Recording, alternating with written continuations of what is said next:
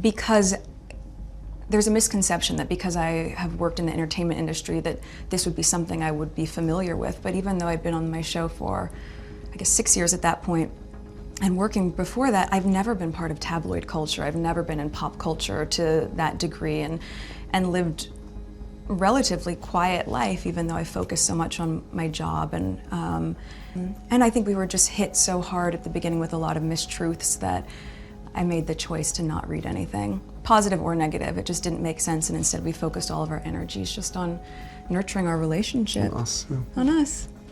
The shift did not come from a courtroom transcript or a sworn affidavit. It came through implication, timing, and a silence that suddenly felt calculated. From behind prison walls, Ghislaine Maxwell was said to be speaking again, not in public testimony, but through intermediaries, leaks, and carefully framed remarks that reignited old questions without answering them. Names were not listed, context was not clarified. Yet one figure found herself pulled back into a narrative she had spent years trying to outrun. At the center stood Meghan Markle. According to people close to the situation, the reaction was immediate and visceral. Phones rang, advisors convened, legal counsel weighed risk. Panic, they said, was not about guilt but about association. What Maxwell was alleged to be doing was not confessing, it was reframing. And in the world of public reputation, reframing can be as destructive as proof. Today, we examine what was claimed to have been revealed, why the timing mattered, how palace and media circles reacted behind closed doors, and why silence once again became the loudest signal of all. Every single ask, request, warning, whatever it is, just got met with total silence or total neglect. That he builds in the Apple series that he's done, where he sits down once again with Oprah Winfrey really to bare his soul, and it makes for pretty heartbreaking listening. I mean, many people may feel they've heard enough of Harry harp on about his mental health, but when you listen to him talk about... The first reports did not come from a court filing or a sworn statement. They surfaced through legal correspondents in New York and London, who began circulating the same phrase almost simultaneously. That Ghislaine Maxwell was talking again, not in testimony, not under oath, but through intermediaries, lawyers, and unnamed sources describing what she was allegedly willing to say if given leverage. What caught attention was not content, but framing. Headlines used language like final truth and ending reputations, even though no documents were produced and no names were formally listed. In modern media ecosystems, implication often arrives before information. This time, it arrived with unusual force. By mid-morning in California, Meghan Markle's name began appearing in speculative commentary, not as an accused party, but as a figure allegedly adjacent to a widening narrative. The distinction mattered legally. It mattered far less reputationally. Association alone was enough to trigger alarms. Inside Montecito, advisors convened quickly. According to people familiar with the meetings, the mood was tense but controlled. Lawyers asked one question repeatedly: has anything concrete been alleged? The answer each time was no. There were no affidavits, no timelines, no corroboration. What existed were claims about claims, filtered through commentary and repetition. That did not reduce urgency. Meghan's team understood how these stories work. They do not spread because they are proven. They spread because they feel unfinished. The antagonist at this stage was not Maxwell herself. It was the vacuum she appeared to be exploiting. Phones rang between California and New York. Legal counsel with experience in high-profile reputational crises warned against proactive statements.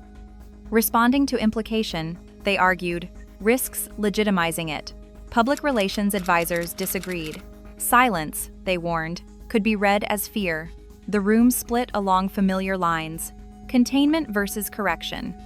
Meghan's reaction, as described by those present, was immediate anxiety rather than anger. Not panic in the sense of guilt, but panic rooted in loss of control. She had spent years distancing herself from narratives she did not author. Now another one was forming without her participation. She asked who was saying what and where. The answers were frustratingly vague. Everyone was quoting someone else. Across the Atlantic, palace monitoring teams picked up the same signals. At Buckingham Palace, senior aides flagged the story for internal review before it reached mainstream royal briefings.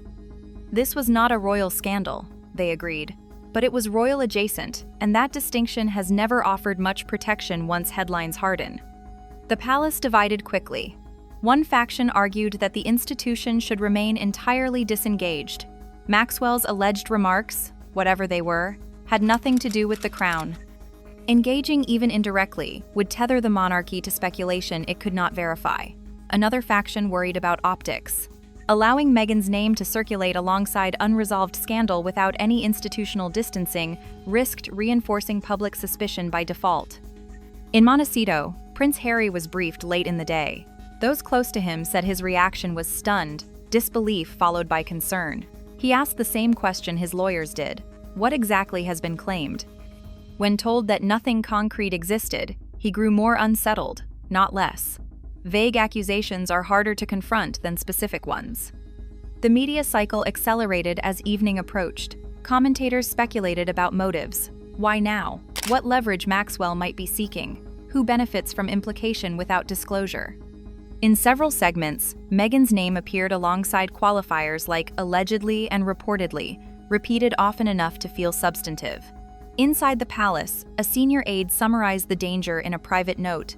This is not about facts. It is about narrative proximity. The note circulated quietly among decision-makers.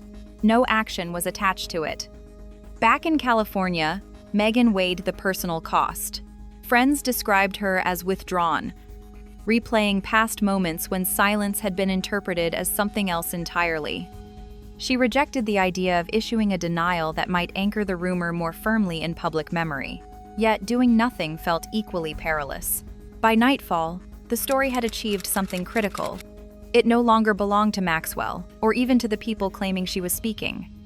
It had become a question hanging in the air, unanswered, and therefore expandable. The antagonist was now the suggestion itself, floating free of source or substance. As the first day closed, one reality was clear inside both Montecito and Buckingham Palace. No truth had been revealed, no evidence had surfaced, yet the damage calculus had already begun. In the world of public life, that is often enough to force decisions long before facts arrive. By the second day, the tone had shifted from curiosity to consequence. The story was no longer about what Ghislaine Maxwell might have said.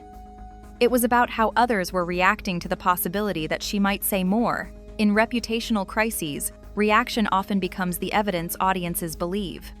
Inside Montecito, the advisory circle tightened. Lawyers, publicists, and crisis consultants compared notes, each arriving with the same uncomfortable assessment. There was still nothing concrete to respond to.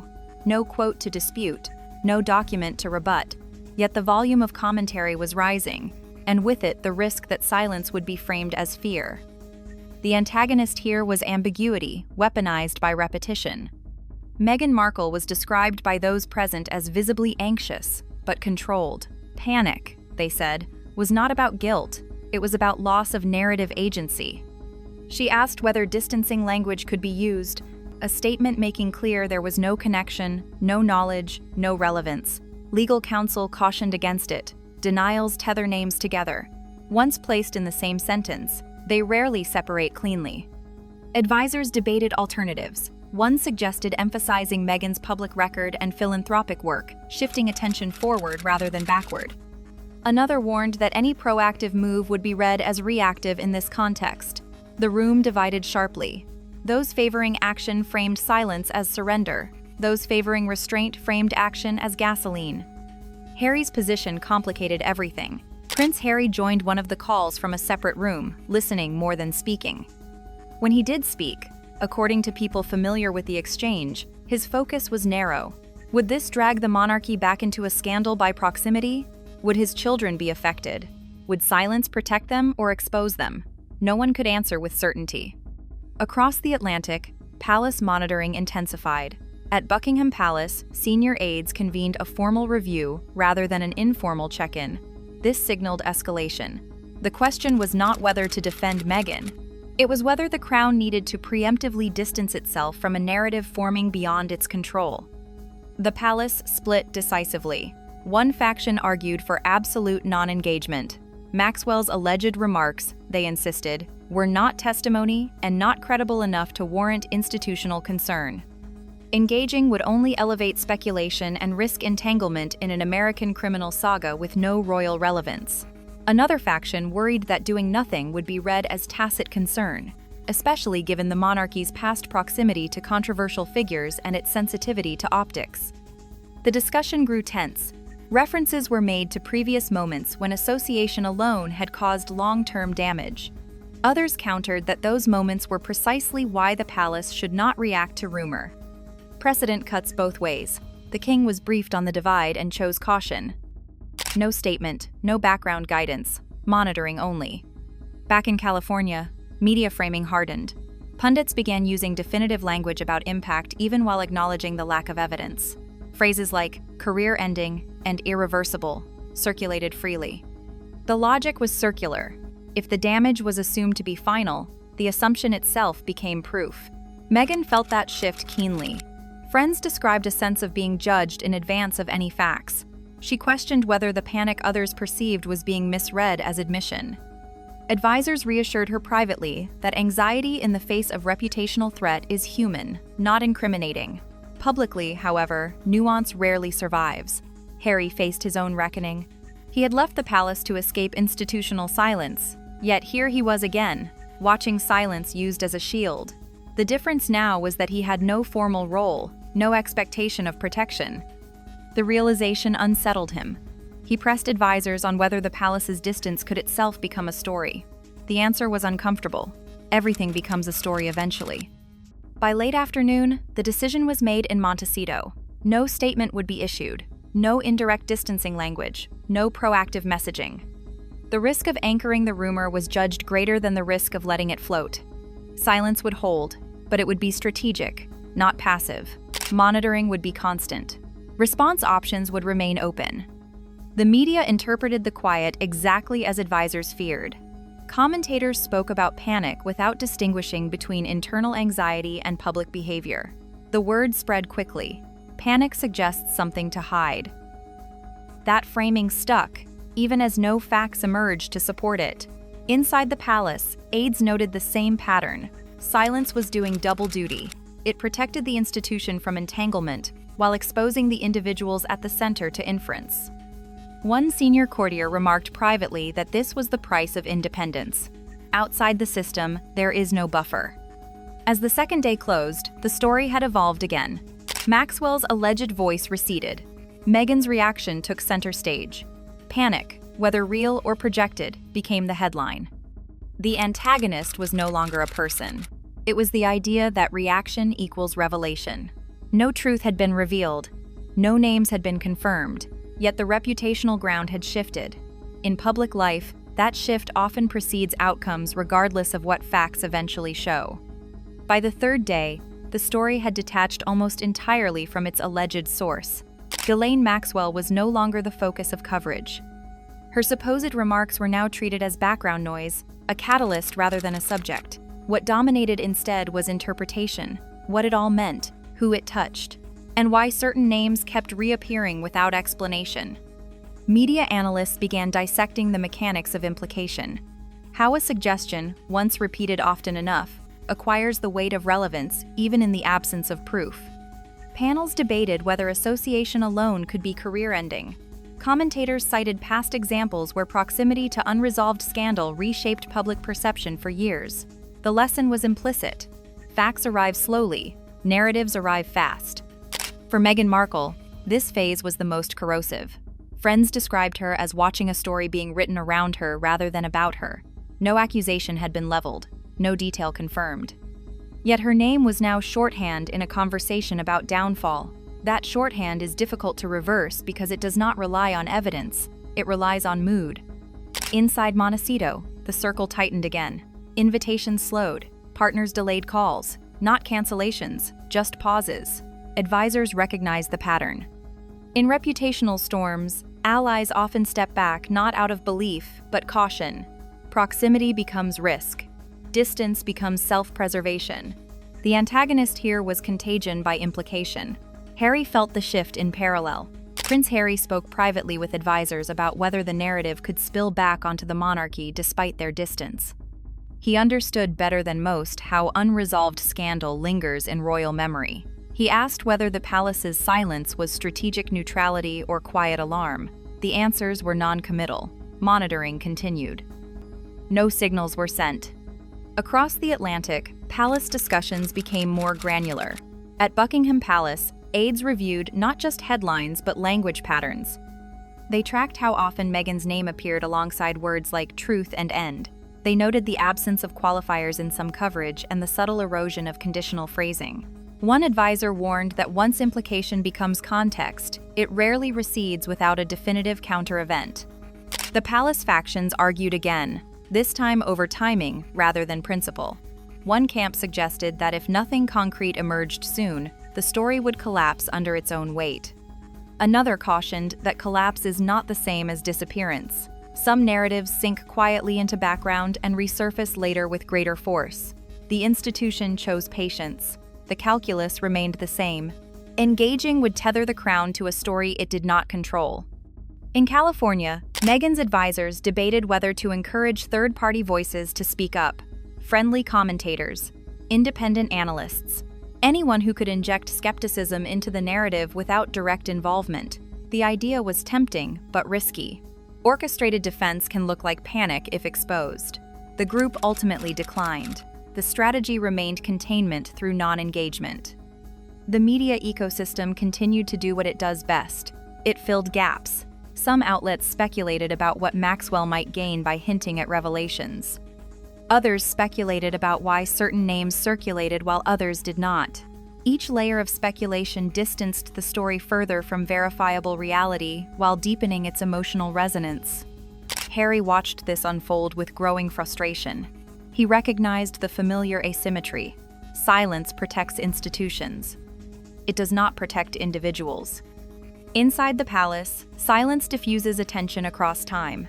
Outside it, silence invites interpretation. The difference was no longer theoretical, it was personal. Meghan's emotional response evolved from anxiety to resolve. Friends described a conscious decision to stop monitoring every mention. Constant exposure, they said, was becoming unsustainable. She focused on routines, on children, on work that did not require public validation.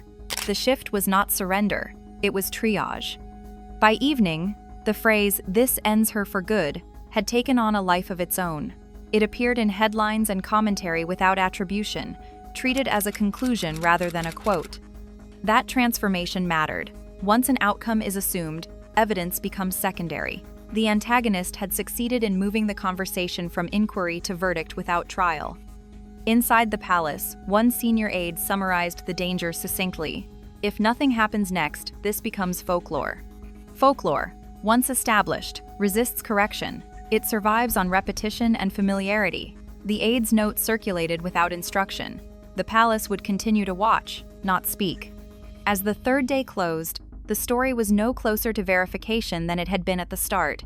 No revelations had surfaced, no facts had emerged. Yet the reputational terrain had shifted again. Meghan's name now sat inside a broader narrative about consequence and collapse, regardless of substance. The antagonist was no longer a person or even a claim, it was meaning imposed by repetition, and meaning, once settled in public imagination, does not require truth to endure. By the fourth day, the conversation had reached its most dangerous phase. Not escalation, but normalization. Commentators spoke as if an outcome had already been decided, even while acknowledging that no concrete revelation had surfaced. The phrase, "this ends her for good," appeared repeatedly, detached from its origin, treated less as a claim and more as a conclusion. In public life, conclusions often harden before evidence arrives. Inside Buckingham Palace, senior aides reviewed the trajectory with clinical detachment. The data showed what experience already suggested. Engagement now would not correct the narrative, it would prolong it. The palace factions, long divided, found rare alignment on one point: silence would continue. Not because the story lacked seriousness, but because responding to implication would entangle the crown in a saga it could neither verify nor control. The king was briefed again with a narrower lens. The issue was no longer Maxwell or her alleged intermediaries. It was reputational containment. Would this story attach itself to the monarchy by proximity or burn out as a separate American media storm?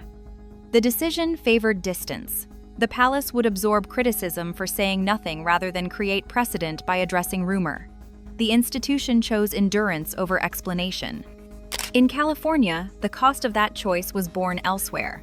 Meghan Markle felt the constriction tighten. Friends described her as outwardly composed but internally drained.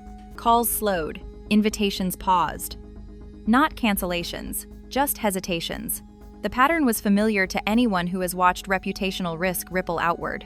People step back, not because they believe an allegation, but because uncertainty itself becomes liability. Prince Harry confronted a parallel reckoning. He had left the palace to escape institutional coldness, yet now he saw its logic more clearly than ever. Silence protects systems. It does not protect people. In private conversations, he acknowledged that the palace's distance made sense strategically. Emotionally, it felt like abandonment. The realization settled heavily. Independence came with exposure. The media ecosystem adjusted accordingly. Coverage shifted from breaking news to analysis. Analysts debated the long-term implications rather than the immediate claim. This shift mattered. When a story moves into analysis, it gains durability. It becomes reference material, something future narratives can cite without re-examining its origins. Ghislaine Maxwell receded almost entirely from view.